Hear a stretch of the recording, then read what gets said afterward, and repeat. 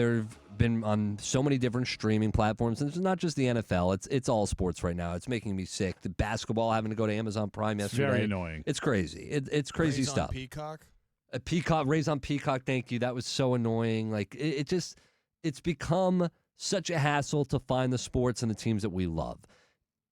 Now we get a lot more of it. You get the options, but it's just not streamlined in the same place that we want. Or at least that's how I perceive it. If you ask the NFL, they don't agree with that. Now the NFL, they're defending their position right now with their expanded lineup of these games on different streaming platforms. What they're saying is they're actually meeting consumers in the middle. They're meeting consumers in an era where most people are cutting the cable cord, which I agree. I still have my cable. Yep. I still have Spectrum, but I get it. A lot of people are cutting it for YouTube, TV, or whatever option they decided to do it for. But they're not putting these games on YouTube TV, so that's where it's kind of like talking out of both sides of your mouth if you're the NFL. They are on YouTube TV, but they're putting other games on different streaming platforms. So now you have to have YouTube TV, then you got to have Netflix and this, that, and the other thing. Now you will get your traditional games for free on CBS, NBC, Fox, ABC, and according to league officials, 80% of the NFL's games are aired for free on those platforms.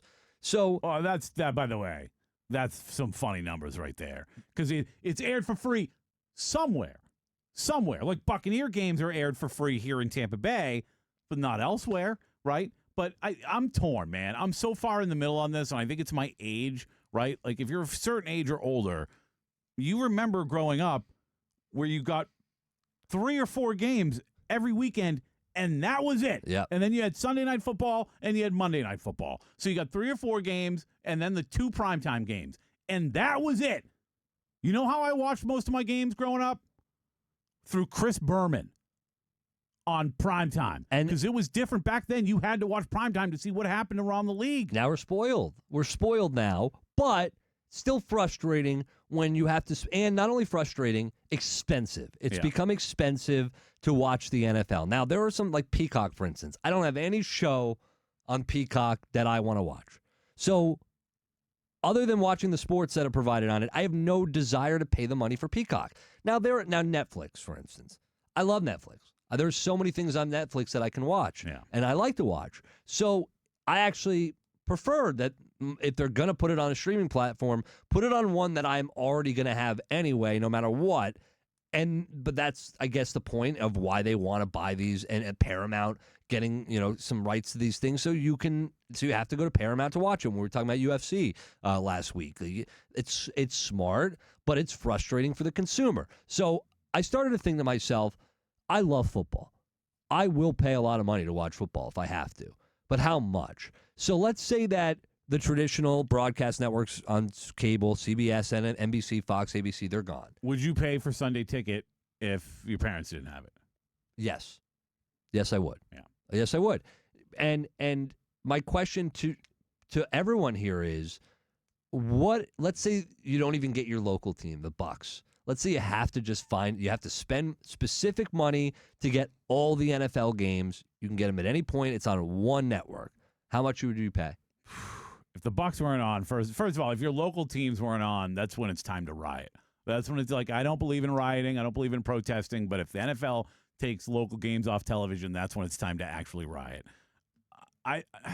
It's hard because it's. Would you pay $5,000 a season? No, I wouldn't.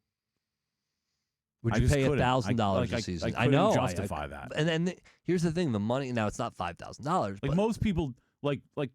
Could we, at the end of the day, find a way to afford it? Probably, but it would be really, really difficult. I think there's a lot of people that there's no way they could even consider it. You can't. The money's starting to add up anyway. It's not getting to the tune of that, No. But the money is starting to add up. But again, see, to me, as long as the local games are on TV and you get your handful of games, yes, it costs a lot to get everything, but you never even have the option to get everything at one point, right? But if it was just your local team, I think $500 to $1,000 would probably be my cap.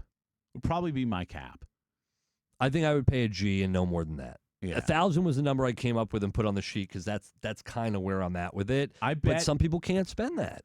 I would bet if we could, and this would be like way too scientific of a poll for us to be able to pull this off. But if we were to be able to poll people on, hey, how much money would you spend to be able to watch the NFL every Sunday or the Buccaneers every Sunday or however you want to break it down, the number would be much higher for single men than it would be for married men. You know what I mean? To justify, a lot of married men have kids, and they spend all the money on the kids. But even if you don't have kids, you at least have a wife that's going to go, how much money are you going to spend to watch football? So now we're not just talking YouTube TV. We're not talking regular cable. Yeah. We're talking Amazon. We're talking Netflix. It just adds up. Amazon's one that, if you don't have Amazon Prime by now, what are you doing? I don't really have a ton of stuff on Amazon Prime. The Boys I watch on Amazon Prime. But I don't order anything. I'm not an order guy. I've never done it.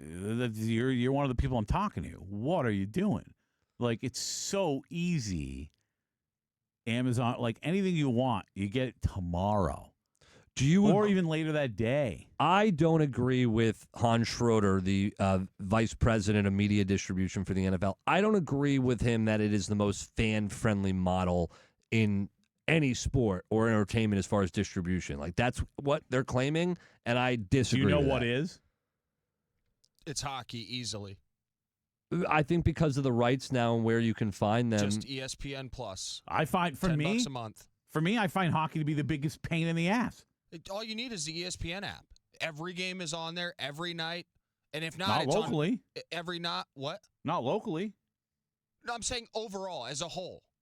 It's the equivalent of Sunday Ticket, but it's $10 a month. I ESPN find, Plus. and I think that you stumbled upon something there because I think ESPN is still as annoying as they've gotten over the years.